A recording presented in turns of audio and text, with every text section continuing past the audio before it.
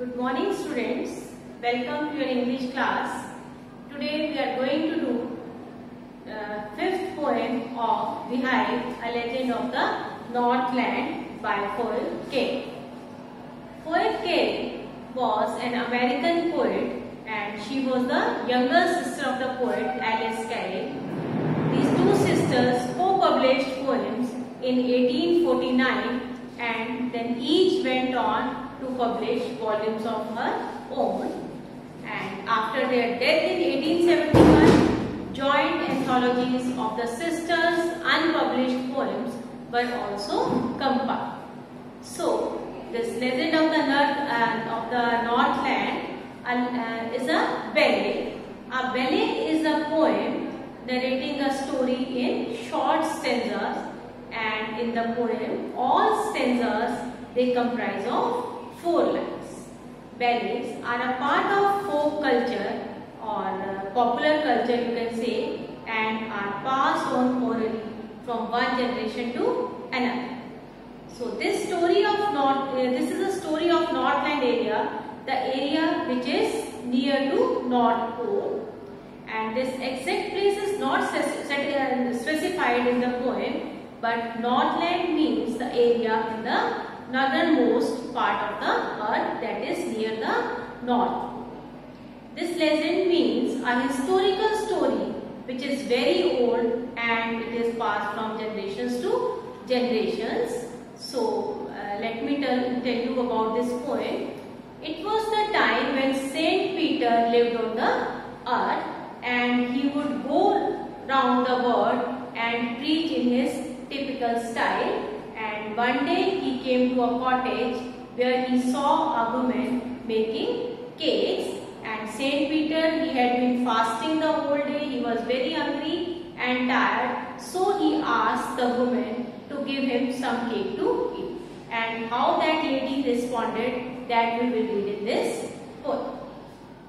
So take out your notebooks and pens also, so that you can note down the important word meanings and poetic devices used in this poem. So let us start the poem. Away and away in Northland, where the hours of the day are few and the nights are so long in winter that they cannot sleep them through, where they harness the swift reindeers to the sledges when it snows, and the children look like bears cubs in the funny furry clothes. Legend, I told you, a well-known tale, and Northland means northern polar region. Harness means fastened to cart. And reindeer is a kind of deer which is found on the North Pole. As there was snow all over the roads, this sledge it can only move on the snowy roads.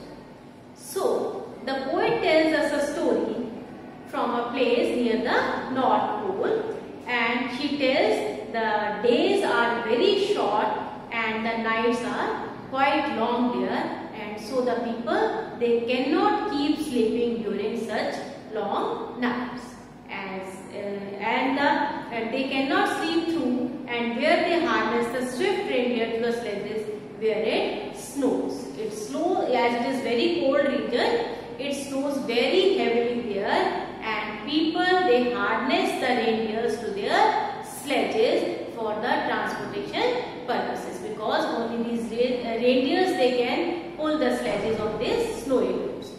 And the children look like bears cubs in their funny furry clothes, and children in these places, because it is very cold there, they wear fur clothes to brave the chilly weather, and they look like the bear's cubs. They look like the bear's young ones. And they tell them a curious story. I don't believe it's true, and yet you may learn a lesson if I tell the tale to you. Once the good Saint Good Peter lived in the world below and walked about it preaching, just as you did. Now, the people of the Northland, they tell their kids this interesting story from the past, and the poet says, and yet I don't believe it is true, and yet you may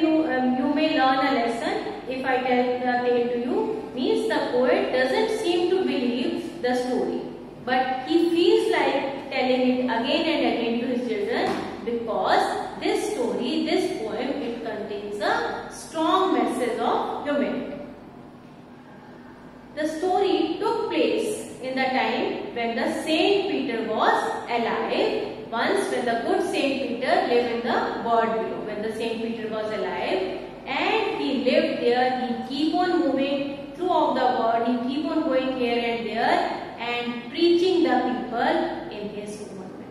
He was a saint and he keep on preaching sermons to the people. He keep on telling good moral values to the people.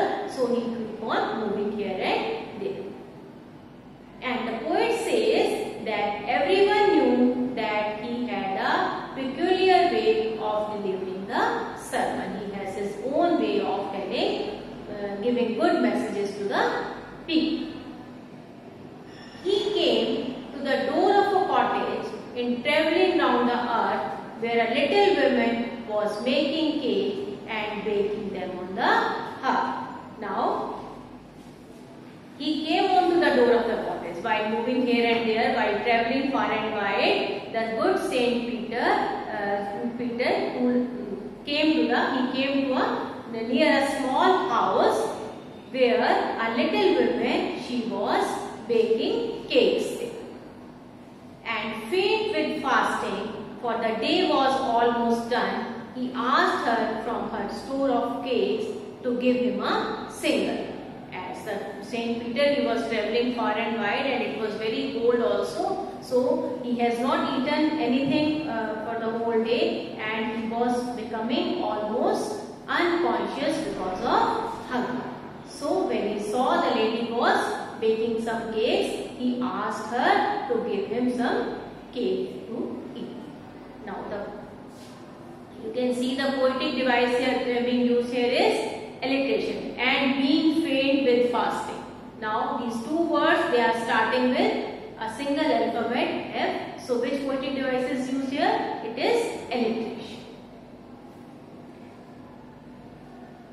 And so she made a little cake, but as it baking lay, she looked at it, thought it seemed too large to give. Now this woman, she was baking cakes, and Saint Peter, he asked some cake from him. So this lady, she was very greedy, she was very miser, and she doesn't want to give anything to anybody. So she made a very small cake, and she when she was baking this cake, she thought that this cake is very large and it should not be given to anybody. So she kept it for herself and she tried to bake another. Too large to give away. Therefore, she needed another and still a smaller one, and look, when she turned it over, as large as the first had done. As I told you, that lady, she was very selfish, she was very mean, she was very greedy. She doesn't want to give anything to anybody. So she first cake she didn't give it to the Saint Peter, and the second she made a very small cake. But as she was very greedy, this one also seemed too big to the woman, and she didn't want to part with it. She didn't want to give it to this saint also. And then she took a tiny scrap of dough and rolled it flat and baked it thin as a wafer, and she couldn't part with that. So now this lady, she took a very tiny scrap. Tiny means very small, and scrap means small piece. She took a tiny scrap of dough. Dough means kneaded flour. She took a very small piece of dough and she rolled it into a very thin piece. It was as thin as a wafer, and she rolled it flat and baked it in the oven. But she was so mean, she was so selfish that she was not ready to give even that much to the saint. And she thought that these cakes, they were too small for her to eat, but they were too big to be given to others because she was miser. She doesn't want to give to anyone. Then good Saint Peter grew angry, for he was hungry and faint, and surely such a woman was enough to provoke a saint. Provoke means to anger him. Now this lady, she was very mean, and the Saint Peter, he was looking at her. He was looking that she was not ready to give even a small piece of cake to anybody. So he grew angry as he was very hungry, as he was becoming unconscious because of hunger. So he was very angry to see this lady. He thought that this lady is very selfish. And he said, "You are far too selfish to dwell in a human form and to have both food and shelter, fire to keep you warm." Now this Saint Peter, he grew angry and he said that you are very selfish, you are very greedy, you are very mean, and you don't deserve to be a human being. You cannot be a human being. You don't have any humanity, so you don't deserve food, you don't deserve shelter, you don't deserve to be kept yourself warm. You are not a good human being. Now, you shall build as the birds do and shall get your scanty food by boring and boring and boring all day in the hard dry wood. Now, this Saint Peter, as he became very angry, he cursed that lady that you don't deserve to be a human being and you should be like a bird. You should not get enough food. Like bird, you will get scanty food, very less amount of food, and you will have to keep on boring the dry wood, the dry trees for the food. Then up she went through the chimney, never speaking a word, and out of the top flew a woodpecker, for she changed into a bird. Now, as Saint Peter, he cursed that lady, he gave him a curse that you don't deserve to be a human being, and like bird, you will get a very less amount of food. You will have to keep on boring the trees. So she went through the chimney of that hut in which she was baking cakes. She went through the chimney and she could not speak a word. Never speaking a word means she could not speak a word, and out of the top flew a woodpecker. Means that lady, she went into that chimney, and from that chimney what came out? A woodpecker. Now she has changed into a bird. How she has changed into the bird? Because of the curse of the saint.